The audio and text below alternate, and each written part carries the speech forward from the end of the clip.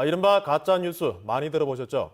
어떤 근거도 없이 마치 사실인 듯 조작된 가짜뉴스는 지난 미국 대통령 선거에 큰 영향을 주기도 했고 우리나라에서도 대통령 탄핵 정국에서 기승을 부렸습니다. 경찰은 대선을 앞두고 정치적 선동을 하는 가짜뉴스를 주요 선거 범죄로 규정하고 집중 단속에 나섰습니다. 도성진 기자입니다. 미국 방송인 ABC 뉴스와 비슷하게 만들어놨지만 전혀 상관없는 가짜뉴스 홈페이지입니다. 지난 미 대선 때 주로 트럼프 진영에 유리한 뉴스를 쏟아냈습니다. 프란체스코 교황이 트럼프 지지를 발표했다는 가짜뉴스는 페이스북에서 96만 건의 반응을 불러일으켰습니다. 힐러리 클린턴이 테러 단체에 무기를 판매한 것으로 드러났다는 기사도 엄청난 반향을 일으키며 진실처럼 유통됐습니다. 정치적 선동을 목적으로 자극적인 소재를 다루는 가짜뉴스는 SNS가 주요 확산 경로입니다. 실제로 미 대선 기간 페이스북 상위 20개 대선 기사의 이용자 참여도를 분석해보니 가짜뉴스의 영향력이 주요 전통 미디어 뉴스를 추월했습니다.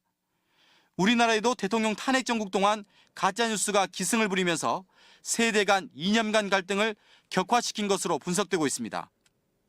무엇보다 조기 대선이 확정되면서 촉박한 선거 일정에서 상당한 영향력을 발휘할 것이란 우려가 제기되고 있습니다.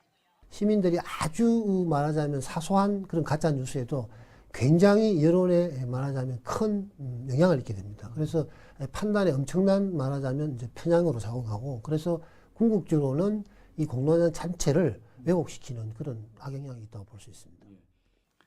선거사범 수사상황실을 설치하고 대선 감시체제에 들어간 경찰도 이 부분에 집중하고 있습니다.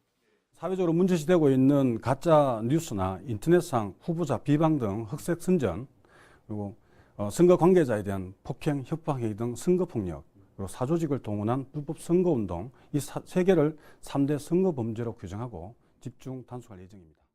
경찰은 지난 탄핵 정국에서 탄핵 각하 여론이 80%라는 등의 가짜뉴스 40여 건을 적발해 수사하고 있습니다. 하지만 이미 가짜뉴스가 확산된 뒤 사후 적발만으로는 여론 왜곡을 막을 수 없는 만큼 보다 근본적인 대책 마련이 요구되고 있습니다. MBC 뉴스 도성진입니다.